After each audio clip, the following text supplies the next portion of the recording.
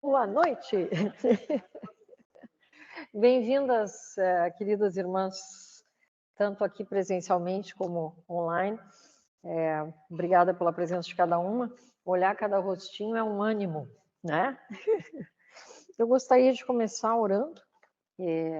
Eu vou ler um versículo que me veio ao coração hoje, sobre estarmos aqui hoje, que é Efésios 3:20, que diz assim: ora, aquele que é poderoso para fazer infinitamente mais do que tudo quanto pedimos ou pensamos, conforme o seu poder que opera em nós. A ele seja a glória na igreja, em Cristo Jesus, por todas as gerações, para todos sempre. Amém. Ó Senhor, nós te agradecemos pelo privilégio de ter a tua palavra, de podermos usar, chegar aos teus pés nessa noite, Senhor. Rogamos, Pai, que esse poder opere em nós essa noite e que a tua palavra penetre profundamente em nós e possamos realmente compreender aquilo que tu tens para nós, Senhor, através dessas palavras da carta de Paulo aos Romanos. Vem, Espírito Santo de Deus, vem falar conosco, vem fluir em nós. Precisamos de ti, sem ti nada podemos fazer. Louvamos, Senhor, o teu nome, por tudo, por estarmos aqui juntas e declaramos, Senhor, nossa confiança em Ti. Em nome de Jesus. Amém. Amém. Glória a Deus. Coisa boa, né, gente? Então, já estamos no modo show ali, né? Os nossos capítulos hoje são o 11 e o 12. O capítulo 11, ele trata, digamos, do mesmo cenário, né? Isso é uma coisa muito abençoada. Esse livro, ele nos mostra assim várias facetas da mesma obra do Senhor Jesus, né? Isso me faz lembrar aquele diamante que eu trouxe para vocês. Lembra no dia que a gente falou sobre a glória de Deus? São tantas as facetas, é tanto brilho, né? E o brilho de hoje, ele diz respeito ao corpo de Cristo. Então, esse versículo me toca muito, ele até vem depois no capítulo 12, mas eu coloquei ele aqui na entrada, que diz, né, e manifestar qual seja a dispensação do mistério desde os séculos oculto em Deus. Aqui tem várias coisas, né? Eu costumo dizer para vocês que eu gosto muito dessa palavra mistério, porque ela explica tanta coisa, né? Porque nós somos tão pequeninhos que tem coisas que a gente não alcança. Dispensação, para quem não sabe, né? Eu sei que a maioria sabe, mas vai que pode ser que alguém não saiba, é aquela forma, aquela revelação que Deus dá num determinado período da história da humanidade, né? Para a humanidade, né? Para aqueles homens que estão ali. E dali ele pede uma resposta para aquelas verdades que ele fornece, né? Que nem nós aprendemos a lei, né? Durante a lei era a dispensação da lei, depois a da graça, e assim vai, né? Tem várias. E manifestar, então, qual seja a dispensação do mistério desde os séculos oculto em Deus. Deus gosta de ocultar coisas, né? Não é interessante? Que criou todas as coisas para que pela igreja a multiforme sabedoria de Deus se torne conhecida agora dos principados e potestades nos lugares celestiais, segundo o eterno propósito que estabeleceu em Cristo Jesus, nosso Senhor, pelo qual temos ousadia e acesso com confiança, mediante a fé nele. Fé sempre, né, pessoal? Então, aqui mostra direitinho, né, que na realidade todo o foco é a igreja. Não existe, no final da grande história da humanidade, um alvo individual. Isso não existe. O foco é coletivo. Oi? Isso. E ainda por cima em unidade. Não pode ficar tudo separadinho. Né? É isso aí. Eu tenho colocado sempre o símbolo do Teach Beyond, né? Que é essa instituição, essa missão que tem nos ajudado. O Alfredo e eu, nós trabalhamos junto com eles. Eu Eu convido vocês a olharem no site, né? São mais de 1000 missionários por todo o mundo. É muito interessante. É o antigo Jan Steen, para quem conhece, o Jan Steen, né? E é, então, focado em educação transformadora, tanto educação oficial como informal, né? Aqui nós estamos fazendo educação informal, né, pessoal? Então, nós estamos aqui caminhando nesse propósito de educação na palavra para a transformação de vidas, que é basicamente o objetivo do Teach Beyond. Então, não adianta, no caso, a PIP resolver cumprir o propósito de Deus, porque ela é uma só, não vai rolar, né? Uma andorinha não faz verão. Nós precisamos da igreja toda, ao redor de todo mundo, né? E isso é muito especial, muito caro ao Senhor, tanto que a gente lê em João 17, né? Nós já comentamos aqui como a glória de Deus se manifesta nessa unidade. Muitas pessoas não acreditam que João 17 é possível, mas a gente acredita, né? Se Jesus orou, Jesus não é um cara doido, né? Não, ele sabe o que ele está dizendo. Então, ele sabia o que ele estava orando. E ele sabia que o Pai ouvia ele. Então, João 17 vai acontecer, né? Porque o Senhor pediu e nós, junto com ele, também pedimos, né? Essa é uma oração que a igreja tem que fazer. Então, é necessário um corpo completo, senão só eu atingir a estatura do varão perfeito, ou a Amélia, ou, né, a Tânia, não vai dar, tá? Então, o objetivo final é apresentar para o noivo essa igreja gloriosa, né? Sem mácula, nem ruga, nem coisa semelhante, porém santa e sem defeito, né? Esse é o alvo de Romanos, embora Romanos foque bastante na questão da redenção, né? E a gente, às vezes, tem essa tendência a se enxergar só como um pecador redimido. Mas a gente é muito mais que isso, dentro do plano de Deus, né? E para isso nós vamos fazer um paralelo com Efésios também. Mas esse capítulo, além disso, que é um dos pontos que nós vamos tocar, ele trabalha numa revisão do que a gente já viu, o que é bom para nós, né? Porque tem coisa, né, pessoal? Então, esse slide, ele traz esse desenho do coração com 3 partes, aonde nós vemos o sangue e a cruz, que já foi apresentado aqui, vocês já leram, já estudaram, né?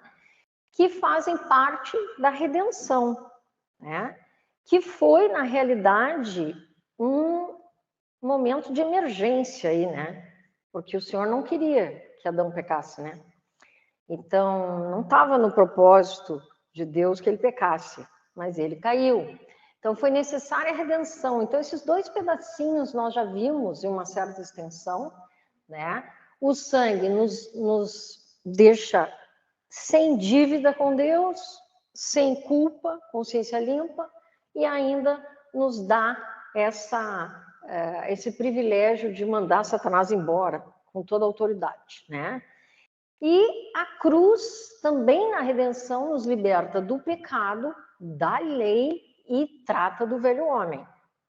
Tudo resolvido, tudo isso é redenção. Mas tem mais, não para aí, né? Então, o propósito de Deus, que vinha antes dessa queda, que está lá em cima, o último pedacinho, que a gente está chamando de consagração, trata então dessa nova vida, né? E o poder do Espírito Santo para nos capacitar a viver essa nova vida. Eu coloquei aqui os versículos para vocês depois poderem meditar. Eu sei que muitas estão revisando, revendo, né? Eu, inclusive, acho que serei uma delas. Vou dar uma olhada, né? Mas aqui está um resumo do que a gente está avaliando, né? Tá conversando em Romanos. Então, Romanos 5 foca nos nossos pecados perdoados. Romanos 6 fala de tudo aquilo, sabendo, considerai-vos, oferecei-vos, né? Romanos 7 nos mostra a incapacidade de cumprir toda e qualquer coisa que Deus nos peça, seja ela pequena ou grande, nós somos incapazes. Romanos 7 também nos mostra que nós fomos libertos da lei. Nós não precisamos mais cumprir a lei, nós vamos além da lei, né? O Senhor vai além da lei. E a forma como Ele age não é pedindo para a gente fazer, é Ele fazendo em nós. Então é totalmente diferente, né? É como a gente lê o Sermão do Monte. Ninguém se apavora aqui lendo o Sermão do Monte, eu me apavoro. Porque aquilo é impossível. É impossível. Então, se a gente compreender isso, que nós não temos capacidade de fazer o que Deus quer hoje, aqui, sendo salvo, passando por tudo isso, só o Espírito de Deus em nós. Pode parecer um pouco etéreo, mas não é. Não é. O Espírito atua e ele faz. Se a gente fizer algumas coisas, se a gente corresponder, né? Que é o que hoje a gente vai trabalhar um pouquinho. Então, Romanos 8, que a gente começou a ver da última vez, que é andar no Espírito, né? Então, nós dependemos do Espírito e começamos esse andar com o Senhor, aprendendo a deixar essa vida de Jesus ser liberada, e não a nossa, né? Então, aqui já em Romanos 8, que eu coloquei ali o 14, está esse versículo que diz que aqui, porquanto aos de antemão conheceu, também os predestinou para serem conformes à imagem do seu filho, a fim de que ele seja o primogênito entre muitos irmãos. Então aqui já aparece família, igreja, né? Que é o propósito de Deus. E fala que nos predestinou, nos chamou, nos justificou e nos glorificou. Nós já comentamos isso, né? Que nós, na escala de Deus, nós já estamos perfeitos e prontos, né? Mas na escala temporal, nós estamos em processo. Então, sempre tem duas coisas importantes da gente ver na vida cristã. A posição e o processo. Posição e processo. Posição, estamos nos lugares celestiais em Cristo Jesus. Perfeito, está tudo feito, está consumado. Quando Jesus disse na cruz, está consumado, era de verdade. Era de verdade, né? Mas nós temos essa escala temporal que nós vivemos aqui, e é onde tudo isso aqui só vale se a minha fé atuar, né? Se o arrependimento acontecer, se o Senhor falar comigo, se eu tiver esse cruzamento, essa comunicação, essa comunhão. Se eu não tiver, não vai valer, né?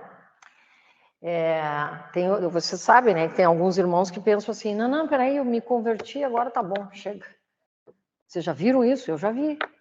Não, agora tá ganha, né? Tá ganha o negócio aí, tá. Agora, né? Né? Mas assim, aí a pessoa que estuda Romanos, ela pode conversar com o irmão desse, explicar pro cara, né? Meu irmão, vamos conversar. Não é bem assim. E aí, Romanos 12 amplia ainda mais esse conceito de família e de igreja, aonde nós vemos, então, um monte de mutualidades e toda a vontade de Deus sendo realizada, né? Ali em Romanos 8 e Romanos 12. Nesse intervalo, nós temos 9, 10 e 11, os capítulos que nós não vamos tratar aqui, que se dedicam mais à história de Israel e tudo mais, também muito precioso, se houvesse tempo, né? Mas, digamos que nós já estamos com a nossa taça cheia aqui, só com a parte de o que a obra de Jesus significa para mim e como é que ela afeta o meu dia a dia. Que esse é o nosso objetivo aqui, né? Então, isso aqui que essa guriazinha está nos dizendo com essa lente de aumento é o que acontece na nossa vida o tempo todo. A gente primeiro enxerga as coisas de Deus por causa da luz que Deus nos dá, né? E depois a gente crê, certo? É assim para tudo. Sempre a revelação precede a fé. É ver e crer. né? Então, nós temos essa parte que o Watmani, ele resolve didaticamente chamar de objetivo e subjetivo. É só uma escolha, né, gente? É só didático. Isso aqui não quer, poderíamos chamar de outros nomes, né? Mas ele chama de objetivo essa revelação. Quando vier, porém, o Espírito da verdade, ele vos guiará a toda a verdade, porque não falará por si mesmo, mas dirá tudo o que tiver ouvido e vos anunciará as coisas que hão de vir. João 16, 13. Basicamente, isso é o nosso sabendo, Romanos 6, 6. Né? Então, isso, para a nossa vida cristã, é o que a gente precisa sempre num primeiro passo de aprendizado. A gente enxerga algo, né? Quantas vezes a gente está lendo a Bíblia, já leu 300 vezes aquele negócio, hoje parece que dá um curto-circuito ali, né? Porque o Espírito Santo falou com a gente, né? Resta saber se a gente vai dar bola, né? Esperamos que sim. E aí entra a parte que ele chama de subjetiva, que é experiencial. Como é que eu vou pegar aquela verdade que, de repente, eu vi uma luz ali e fazer aquilo virar vida, né? Então, Jesus explica como é que é o negócio. Ele diz, porque estreita é a porta e apertado o caminho que conduz para a vida, e são poucos os que acertam com ela. Este é o nosso caminho.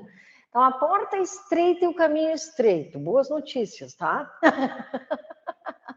Porque o largo é fácil, pessoal, que ninguém tá, né? Ele pode ser difícil, só que ele tem um detalhe muito importante, que o mais poderoso de todo o universo está conosco. E aí o fardo fica leve, né? Então, mas é uma escolha que não é aquela da vontade, da força natural do homem, né? Então, por isso estreito. Então, a revelação vai abrir meus olhos para um aspecto da obra de Cristo, lembrando, né, que não existe nada na vida cristã que não esteja na obra de Cristo. Não existe nenhuma revelação fora do que Cristo fez. Toda e qualquer resposta que nós precisarmos na nossa vida está em Cristo, né? Então, aí eu enxergo, eu creio e começo a andar, né? Então, ele chama essa entrada nessa nova revelação de crise, e depois o processo de ir praticando aquilo, ele chama de caminho. Uns exemplos, né? Para não ficar assim tão etéreo o negócio, tão teórico. Quando a gente encontra o Senhor, né? Então eu fico sabendo da obra de Jesus na cruz, e aí a minha porta estreita é qual? Eu me dou conta, eu sou pecador, estou ralado, né? O que eu tenho que fazer? Arrependimento e fé. Então essa é a crise, né? O que eu faço depois? Caminho apertado, processo, comunhão contínua com Ele, baseado no sangue, na cruz e tal. Então esse é um exemplo. Exemplo número 2, libertação do pecado. Eu luto com essas questões X, Y, Z. Como é que é o negócio? Revelação. Eu compreendo que eu não sou nada. Que o meu destino é pecar. Se o Senhor não estiver comigo, eu não consigo. Então, isso brilhou uma luz. Aí a porta, eu vou me considerar. Vou considerar o quê? Vou considerar que o Senhor me incluiu em Cristo, eu morri, ressuscitei, e eu tenho o poder de Deus dentro de mim para viver a nova vida. Essa é a crise. Como é que é o processo, o caminho? Eu vou me oferecer diariamente ao Senhor dentro desta realidade. Diariamente eu vou lembrar disso em todas as coisas. Eventualmente, com mais ênfase naquelas coisas que a gente tem mais dificuldade, o que a gente acha. Às vezes a gente nem enxerga as coisas da gente. A gente tem facilidade de enxergar as dos outros. A gente tem mais facilidade, né? Tem coisas que a gente não enxerga na gente num determinado período e Deus vai mostrar depois. Ou vai usar um irmão querido para mostrar. Também, bênção, né? Aqui mais 2 exemplos, mas aí vocês mesmos teriam muitos exemplos para dar, né? São exemplos genéricos de questões que a gente vai andando, passos que a gente vai dando na vida cristã. Então, exemplo do dom do Espírito Santo. Puxa, enxerguei que Jesus foi glorificado. Então o Espírito Santo foi derramado. Então é para mim. Brilhou a luz de Deus. Então eu tive revelação. Ali, Atos 2. Eu estou botando uns versículos, depois vocês vão ter esses slides, né? Infelizmente eu ainda não consegui fazer a coletânea, mas nós vamos fazer, Ingrid. A Ingrid deu a sugestão da gente fazer a coletânea dos slides. Então, orem por mim, para eu conseguir fazer esse slide bem bonitinho, para depois vocês terem em PDF, como vocês acharem melhor. E, então, eu me dou conta que Jesus foi glorificado, o Espírito foi derramado, qual é a crise? Esse momento inicial. Eu vou ter essa habitação interior do Espírito Santo e o Espírito Santo derramado sobre mim, né? Eu vou vivenciar aquela experiência que já é eterna, mas ali eu me dei conta, né? E o caminho apertado é seguir caminhando em obediência, andando no Espírito, me enchendo do Espírito, né? N vezes ao longo da minha vida, tá? Tá ficando mais claro isso aí? Beleza. Tá, agradar a Deus. Bom, e aí como é que é? Se eu não consigo, eu não sou ninguém, eu não... mas aí tem a cruz, né? Então, de repente, puxa vida, a cruz elimina o velho homem e aí eu ressurjo com Cristo e eu posso andar cheio do Espírito. Brilhou a luz de novo. Revelação, né? Porta estreita, a crise. O que eu paro? Eu paro de tentar fazer com as minhas forças. Eu já sei que eu vou dar com os burros na água, né? Tá? Por quê? Porque já aconteceu uma vez, duas, não sei quantas, para mim aconteceu várias, né? Então eu aceito pela fé essa operação da vida de Jesus em mim e começo a andar da mesma forma, caminho, processo, em obediência ao Espírito Santo, me enchendo do Espírito Santo, andando no Espírito, tá? Não ficou claro alguma coisa? Prende o grito. E aí é aquilo que a gente, é o nosso trenzinho, né? Eu gosto de repetir algumas imagens para ficar fixo lá na cabecinha, no coração da gente. O fato é a revelação que eu tenho do fato, né? Brilha aquele negócio. Aí vem a fé e vem o resto, a emoção, a experiência, as realizações, tudo, né? Então, a nossa vida, digamos assim, se resume a esses eventos genéricos. Claro, tem coisas específicas em cima disso aqui, né? E sempre esse fato está baseado em 2 Coríntios 4, 17 e 18. São coisas que a gente não vê. Senão não precisava fé, né, pessoal? Porque o que a gente vê não precisa de fé, tá? Então, não atentando nós nas coisas que se veem, mas, e às vezes a gente vê o quê? A gente vê a miséria da gente, né? Pequenez. Mas o que eu tenho que ver? As coisas eternas, as coisas que não se veem. É o Senhor, é a sua vida, é a sua obra na cruz, é o que Ele fez por mim, é o poder de Cristo, é o Espírito Santo atuando. Esse é meu foco. Se eu ficar olhando para mim, nada disso vai virar realidade, né? E nós somos mais que vencedores. Olha que coraçãozinho legal esse aqui, né? Tá? Então, agora eu tenho 4 partes, antes eu tinha 3, porque a consagração, o sangue e a cruz, nós já falamos bastante, né? E agora a gente dividiu a consagração, a gente não, né? O tio Ni dividiu a consagração em nova vida e carregar a cruz. Ele está tentando ajudar a gente a entender melhor o negócio, né? Então, nós vamos tratar um pouquinho sobre o que é esse carregar a cruz, no próximo capítulo, né?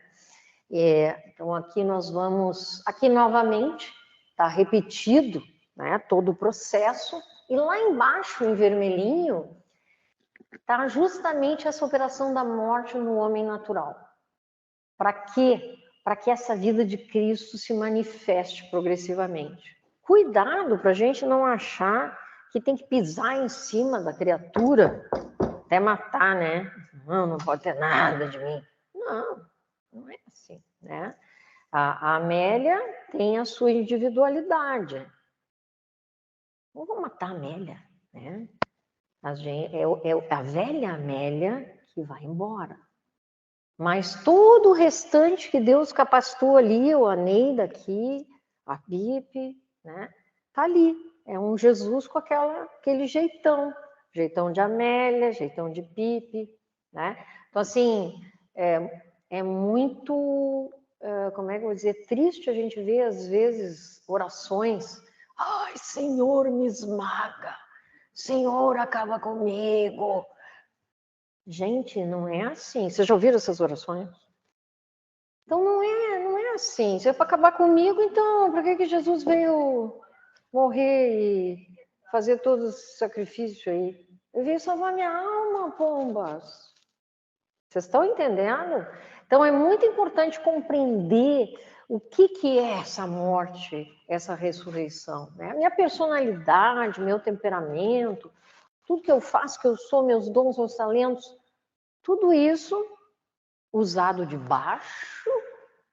debaixo da soberania de Deus, com a direção do Espírito Santo, tendo passado pela morte e ressurreição, ok. Agora, se eu resolver me achar, né, aí já fica difícil. Aí não temos como trabalhar, né, e ver a vida de Cristo em nós. Aqueles itens lá de cima é o que a gente falou, a redenção, é aquele negócio, emergência, chama os bombeiros, temos que redimir essa humanidade que fez bobagem, né? Só que o de baixo, o 3 e 4 ali, que é essa vida de Cristo, que tem a ver com o grão de trigo que cai na terra e morre, senão, né? Senão ele fica só, mas caindo ele morre e vira essa igreja maravilhosa. Tudo isso nos leva para aquele patamar muito acima do que Adão estava, né? Vocês têm que se sentir bem hoje, porque vocês estão muito além de Adão. Tá? Adão não chegou, né, a comer da árvore da vida. E nós, sim. O Senhor nos deu vida através de Cristo Jesus. Então, nós temos algo que Adão nunca teve, né?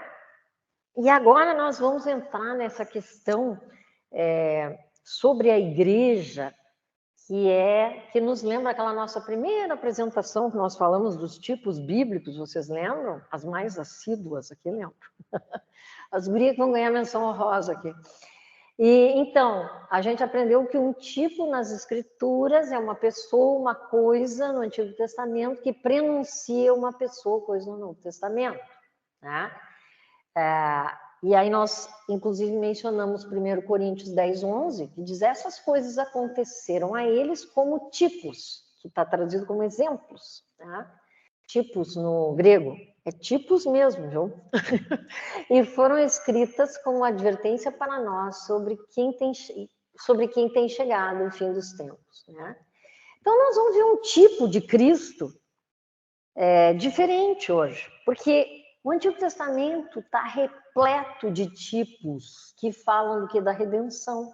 Muitos, porque é uma coisa muito importante, né? Importantíssima a redenção. Mas esse tipo aqui, que é Adão, antes de pecar, ainda em Gênesis 2, o que diz ali? Então o Senhor fez cair pesado sono sobre o homem e este adormeceu.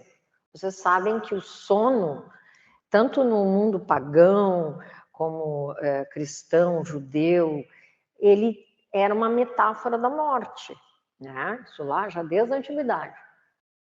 Tomou uma de suas costelas e fechou o lugar com carne, e a costela que o Senhor Deus tomara, o homem transformou-a numa mulher e lhe a trouxe. Oba, somos nós, né?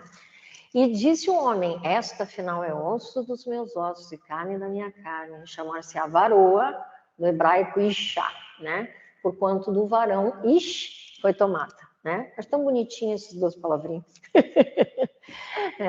Então, mas o que a gente quer ver aí? Tipo do que é isso em relação a Cristo? É o que nós vamos entrar agora. Tá ali o Adão e a Eva, né? Gente, como é difícil achar desenho. Oi? Não, eles têm olho azul, foi a única figurinha que eu achei, era essa aí, gente.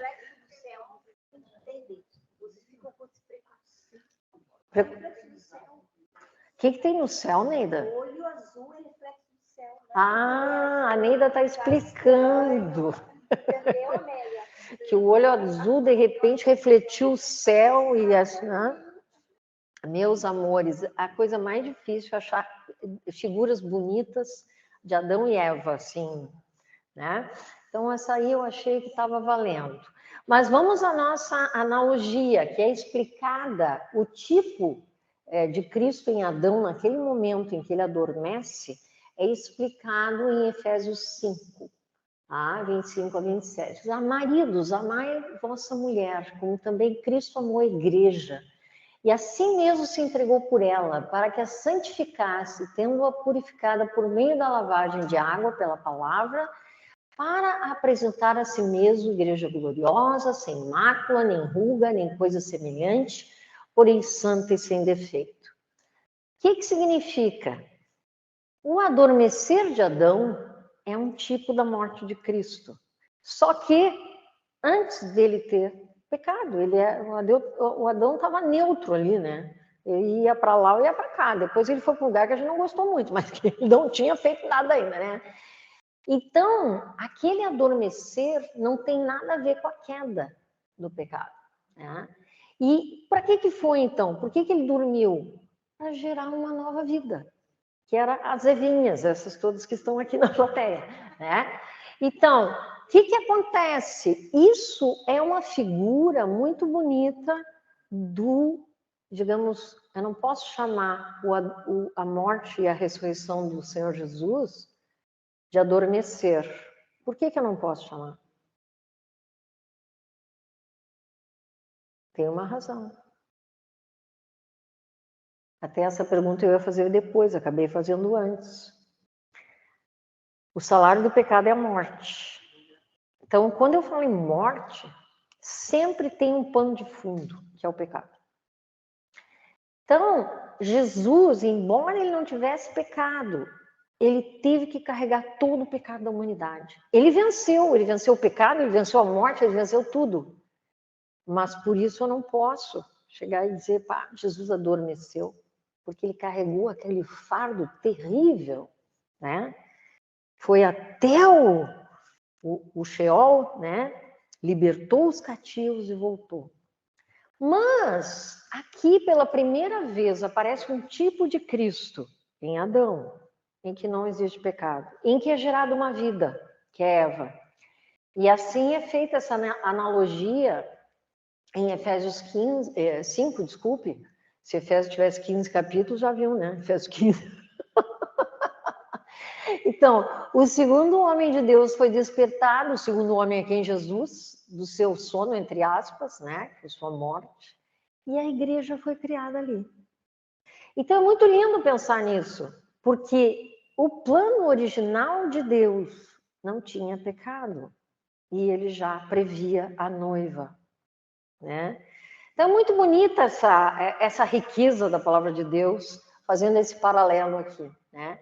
Então, tudo isso acontece antes do Gênesis 3, que é quando há o relato do pecado. Tudo isso é Gênesis 2, né? Na nossa escala temporal.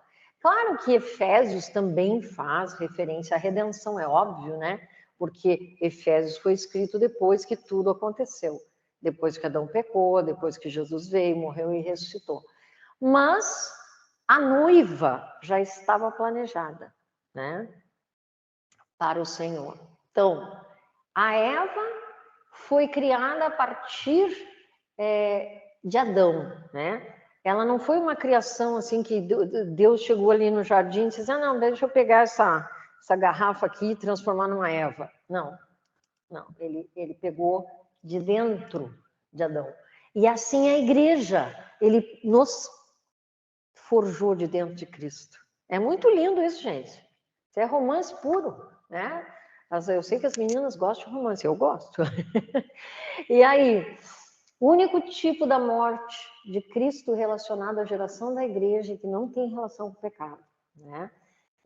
Nesse momento aí, em Gênesis 2, tá? Então, aqui revisando, né? Adão não morreu, ele adormeceu. Adão não tinha pecado, não tinha nada ainda, né? E os cristãos também, nós sabemos isso pela própria Bíblia, não necessariamente pelo contexto da época, nós temos vários versículos que mostram. Esse que eu coloquei aqui embaixo, João 11, de 11 a 13, que é Jesus mesmo falando, né? Está em negrito ali, nosso amigo Lázaro adormeceu. Por que o Senhor podia dizer isso? Ele já estava vendo lá adiante. Ele já estava vendo que ele ia se sacrificar por nós, que ele ia vencer o pecado, a morte. Portanto, Lázaro adormeceu.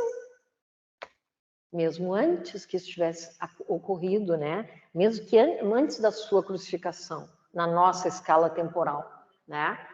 E os discípulos ficam atrapalhados ali, né? Mas se ele está dormindo, o que nós vamos fazer lá e tal, né? Não, tá, pessoal, é o seguinte, ele morreu, tá? Ele usa uma metáfora, né? Vocês lembram o que é metáfora, né? Eu dei até um exemplo da outra vez. Que o cara tem uma vontade de ferro, é uma metáfora, lembra? Então, aqui é onde eu tinha feito aquela pergunta que eu fiz antes. Por que a gente não diz, né, que o Senhor adormeceu? Porque realmente ele estava com o pano de fundo do pecado de todos nós, né? Então, por isso, morte e ressurreição. Tá? Então, essa frase do Ni, eu coloquei aí, né? E essa figura como sendo Jesus, e essa menina, ela me reporta a todos nós, né? Pequeninhos, precisando da salvação do Senhor, do seu colo, né? O segundo homem de Deus foi ressurreto da sua morte, e a sua igreja é criada nele e dele para derivar a sua vida dele e manifestar a vida ressurreta, né? Louvado seja o nome do Senhor. Esses somos nós. Por incrível que pareça, nós somos esses privilegiados. Aqui um paralelo, depois, quando vocês quiserem dar uma olhada com mais vagar, né? Romanos foca muito na redenção. Nós somos, e aliás, a igreja é uma família de pecadores salvos. Não está errado dizer isso, né? Só que ela é mais do que isso, né? Que é o que está em Efésios, na coluna ali em verde. Ela é essa criação divina que veio muito antes da redenção. Já estava no coração do Pai. Então é muito bonito a gente ver isso, né? Não é que o Senhor de repente foi lá e deu uma emergência lá e ele, tá, vamos resgatar esse povo aí. O romance já estava feito muito antes. O amor já tinha se expressado antes da fundação do mundo, antes do pecado, né? Então, Romanos traz essa perspectiva, que segundo o Ni é mais, digamos, negativa, porque envolve o pecado, né? Mas, volto a dizer, ele usa muitos recursos didáticos. Dizer que isso é uma perspectiva negativa é só para contrastar com o amor de Deus que existiu sempre pela igreja desde antes do pecado, né? Por isso que ele faz positivo e negativo, né? Mas na realidade é tudo positivo aqui para mim. Todas são verdades maravilhosas de Deus, né? Então Romanos 5, né, vai falar do ponto de vista do homem caído que precisa de redenção. Efésios 5 fala desse ponto de vista de Deus, que ele nos escolheu antes da fundação do mundo para sermos santos, irrepreensíveis perante ele em amor. Romanos fala em que nós pecamos e que precisamos do Senhor para nos livrar do pecado e voltar ao plano original. E Efésios fala de que Cristo amou, né? Então são duas perspectivas, duas facetas do mesmo diamante, mas é muito rico. E lembrar isso, né? Que nós recebemos muito mais do que Adão, sempre. Nós estamos sempre na frente de Adão, né? Porque o Senhor nos deu muito mais do que ele. Então, eu coloquei esse coraçãozinho aí, pensando, né, nesse mistério, porque o versículo que nós lemos é sobre marido e mulher. Mas quando chega no fim do texto, ele diz: grande é este mistério, mas eu me refiro a Cristo e à igreja. Esse é o grande casamento, esse é o grande matrimônio, esse é o amor que não tem limite, né? Então, o desejo de Deus é que houvesse uma mulher, ou melhor, o desejo de Deus é que houvesse uma igreja. É muito lindo isso, gente. É arrepiante.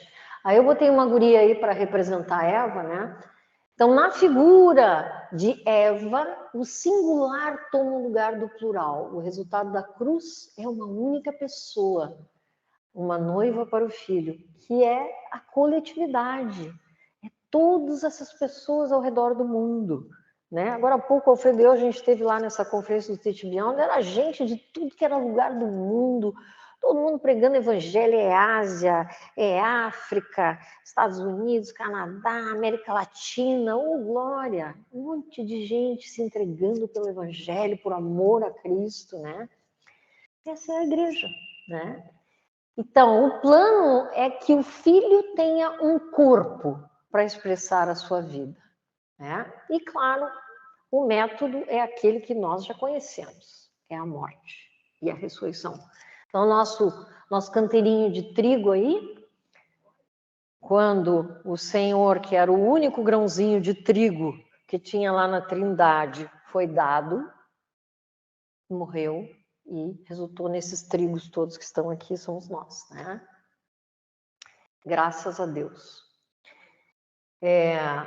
Então, aqui Romanos 8, 29 e 30, nós havíamos dito que Romanos 8 e 12 falam muito dessa coletividade, dessa mutualidade, essa gente maravilhosa dentro da igreja, né? Porquanto aos que de antemão conheceu, também os predestinou para serem conformes à imagem de seu filho, a fim de que ele seja o primogênito entre muitos irmãos. E predestinou, chamou, justificou e glorificou. E esse é o propósito, né? Mas a gente está acostumado, não sei vocês, mas eu já vi várias pessoas que acham que não, estou salvo, estou bem, estou lá na minha casinha. O que eu preciso fazer mais que isso? Né? Deus morreu por mim e tal. Não preciso estar indo na culto. Que é isso? Deus está em tudo que é lugar. Você já não viu isso? Pois é. Então, esse individualismo é uma coisa terrível, né? Que a gente que está aqui estudando e entendendo mais a fundo, um dia que aparecer uma criatura assim na frente de você, você sabe o que dizer para ela. Porque isso é contra tudo do propósito de Deus. A vida cristã, ela é relacional, ela é coletiva, não existe vida só individual. Claro, tudo começa no indivíduo, com certeza, mas não para ali, né?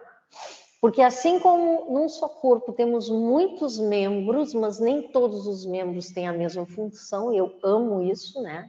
Funções diversas, né? Assim também nós, conquanto muitos, somos um só corpo e membros uns dos outros. E é muito interessante porque ele afirma, né? Não parece ser uma ilustração, é um corpo, é uma verdade espiritual. Ah, mas Cláudia, como assim um corpo? Não me pergunte, é um negócio espiritual, é um mistério.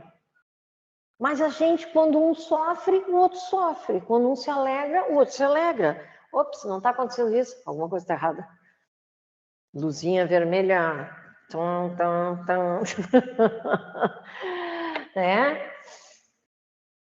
Tendo, porém, diferentes dons, segundo a graça. Diferentes funções, diferentes dons. Nós somos diferentes e precisamos aprender a nos apreciarmos mutuamente com essas diferenças, né?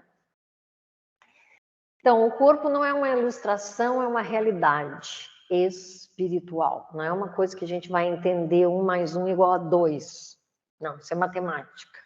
O corpo de Cristo é essa coisa maravilhosa, que é um corpo, um membro precisa do outro, né? Se o meu braço agora resolvesse não colaborar, como é que eu ia prosseguir? Que não ia dar. Mas são exemplos pueris, mas é exatamente o que reflete o corpo de Cristo, né? Então, aqui é o nosso versículo predileto, né, da borboleta, da metamorfose. Rogo-vos, pois, irmãos, pelas misericórdias de Deus, que apresenteis o vosso corpo por sacrifício vivo, santo e agradável a Deus, que é o vosso culto racional.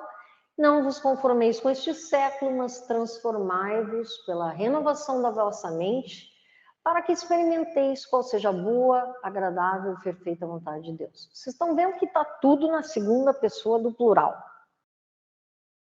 Rogo-te, pois, não é rogo-te, é rogo-vos. É coletivo. Então, assim, começa por mim, sim, mas tem que ir para o coletivo. E eu só vou experimentar a boa, agradável e perfeita vontade de Deus se eu viver essa realidade coletiva. Claro que há exceções, o apóstolo Paulo estava lá numa masmorra, né?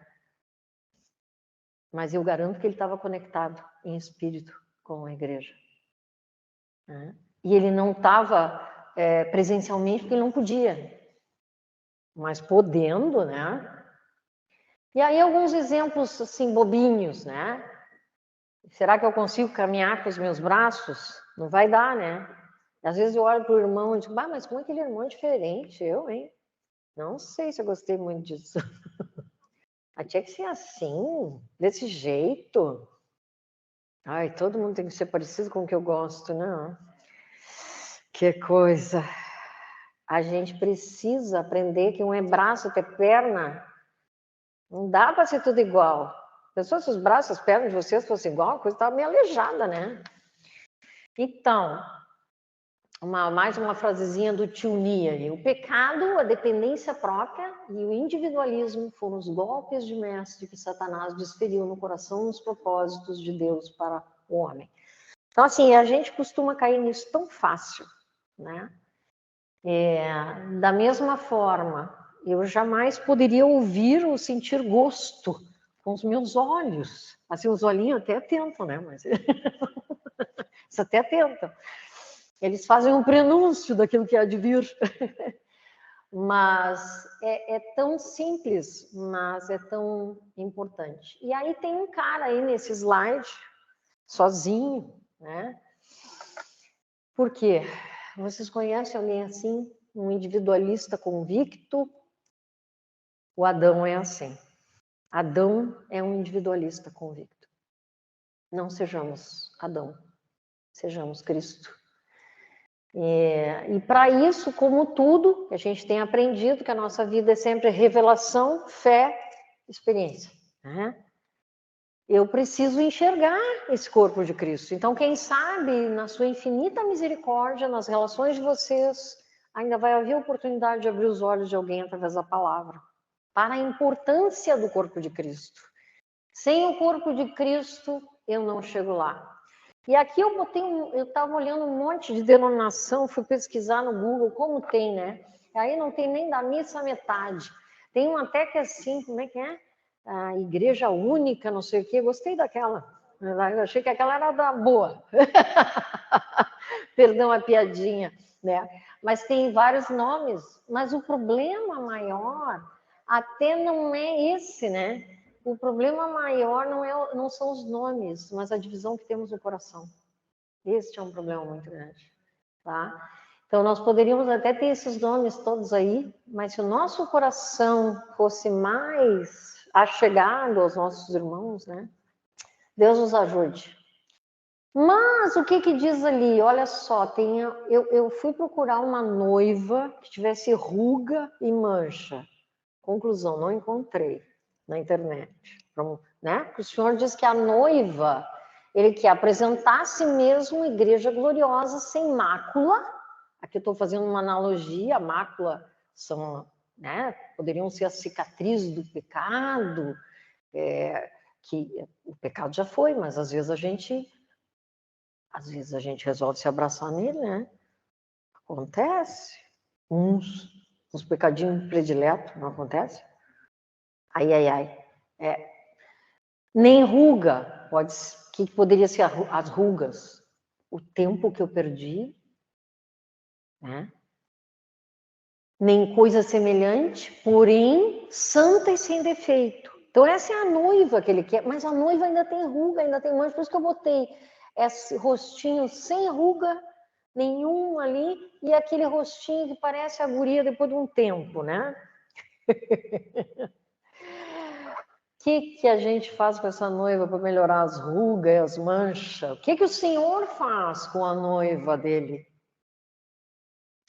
Olha lá, como também Cristo amou a igreja, assim mesmo se entregou por ela, para que a santificasse, tendo-a purificado pelo quê? Por meio da lavagem de água pela palavra. Oba, palavra! Né? É o que nós estamos fazendo aqui. Então, eu gostei muito dessa figura, porque é uma Bíblia jorrando água. Não é tri? Então, porque o Espírito Santo, a água também é uma figura do Espírito Santo. Então, só palavra também não adianta. Eu preciso de palavra inspirada pelo Espírito Santo. Para ajeitar a melhor cirurgia plástica, pessoal. Estou dando a receita. Tá? Aquele, porém, que beber da água que eu lhe der, nunca mais terá sede. Pelo contrário, a água que eu lhe der será nele uma fonte a jorrar para a vida eterna. Então, essa é uma das ferramentas para consertar para a cirurgia plástica aí, a noiva, né? Vai passar assim, zup, passou tudo as ruguinhas, né? Comunhão pela oração.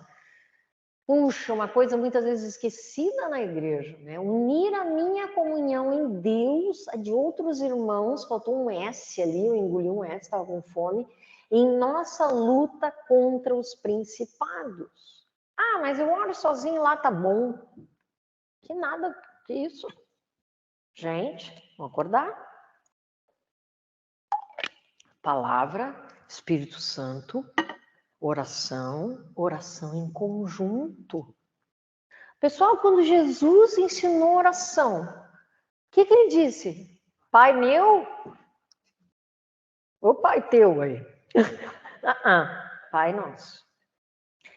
Então, precisamos acordar também para isso. Tá? Então, aqui está mais uma cirurgia plástica, né? Só que a cirurgia plástica celestial é o seguinte, não deixa marcas, tá? Fica tudo perfeito. Então, aqui eu estou lendo Mateus 18, 19, 20. Em verdade, também vos digo, se dois dentre vós sobre a terra concordarem a respeito de qualquer coisa que porventura pedirem, ser-lhes-á concedido por meu Pai que está no céu. Porque onde estiverem 2 ou 3 reunidos em meu nome, ali estou no meio deles. Então, precisamos acordar para a oração em conjunto. Ela é muito importante, senão o Senhor não teria nos ensinado assim, né? Mais coisa importante aqui, para ajeitar as rugas e as manchas da noiva, né? Porque, gente, vem aqueles dardos inflamados e daqui a pouco pega no rosto da noiva e já estraga tudo, né? Olha lá. E aqui entra a oração. Essa luta contra os principados e potestades, muitas vezes ela precisa ser conjunta, senão a gente cai ali e fica sozinho, precisa ter o irmão do lado. A cirurgia plástica continua aqui, né? Então a nossa luta não é contra sangue e carne, mas contra os dominadores, contra os principados e potestades, dominadores deste mundo perverso, né? Capacete da salvação, espada do Espírito, os lombos cingidos com a verdade, os pés calçados com o evangelho da paz, couraça da justiça, escudo da fé, orando em todo o tempo. Gente, vocês percebem todas as ferramentas da cirurgia plástica, né? E aí, é isso aí, porque o diabo não brinca em serviço.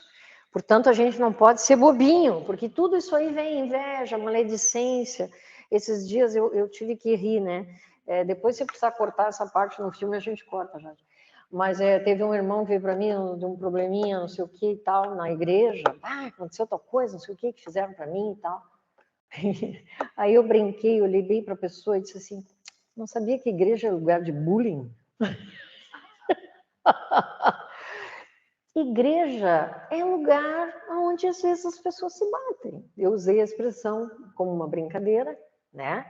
Mas não é lugar que não ocorre conflito, onde eu não me machuco.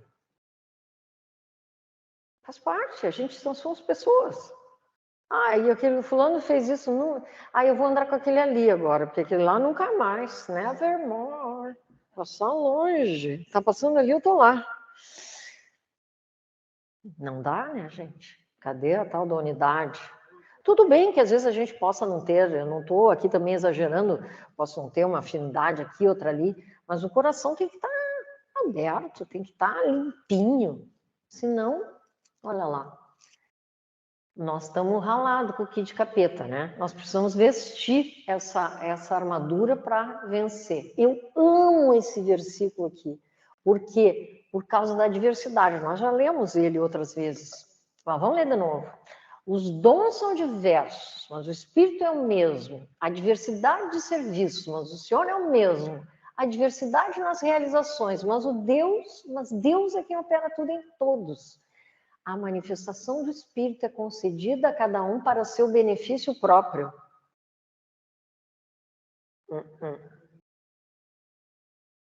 Sempre pensando no coletivo.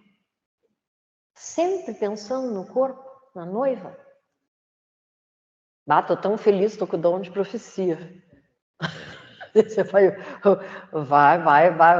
te enxergar, minha filha. Né? A gente já comentou aqui, né, que o Espírito Santo é que tem os dons. Ele manifesta quando ele quer, como ele quiser. A gente não tem nada. A dizer, a gente tem tudo, a gente tem Jesus, né? Mas não essa coisa de... Vocês já viram essas coisas, né? Não precisa eu repetir aqui. Mas então, nós precisamos uns dos outros. Sem uns dos outros, não vai. Cuidado para não deixar nada sujo no lugar, em canto nenhum na casa. Porque senão o inimigo arranja problema e a gente não vai adiante. Né? Então, eu gostei dessa frase também do Nietzsche, botei aí, não importam os meus interesses, as minhas ambições, as minhas preferências. Claro que importa em certa medida, né? O tio Ni, às vezes, ele pega e puxa, né? Mas o que ele quer dizer? Ele está dando uma ênfase. Já não importa qual de nós realiza a obra, o que interessa é que o corpo cresça. Significa que até importam os meus interesses, mas importa mais a igreja, importa mais os interesses do Senhor, né? Só aí nós vamos poder ser mais que vencedores, como a gente gosta tanto desse versículo, né? Mas se a gente não for esse coletivo, não vai, né? Aqui no final, gente, eu coloquei... Ops, caiu meu lápis.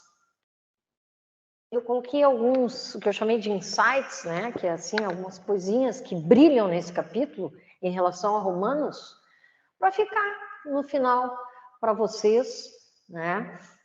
Os acréscimos que ele traz de informação, né? Ou de revelação. O corpo de Cristo é uma realidade e não uma ilustração, uma realidade espiritual, né? Então, eu realmente sou membro de vocês. Eu não sei qual pedaço ali que eu sou, mas eu... tá? Na figura de Eva, o singular toma o lugar do plural. O resultado da cruz é uma única pessoa, uma noiva para o filho. Fica até poético isso, né? Nós, igreja, somos a expressão de carinho que saiu do lado de Jesus, somos criados nele e derivamos nossa vida dele. Vai sair todo mundo romântico daqui hoje. É necessário um corpo completo para atingir a estatura de Cristo e manifestar a sua glória para cumprir o propósito eterno de Deus. Quer dizer, só a minha estatura não chega. Aliás, eu estou meio baixinha, né? Mas precisa todo mundo. O objetivo final de tudo, e de Romanos também, é essa igreja, que é apresentar essa igreja para Jesus, como igreja gloriosa, sem mácula, nem ruga, nem coisa semelhante, porém santa e sem defeito. Efésios 5:7. A atuação plural da igreja.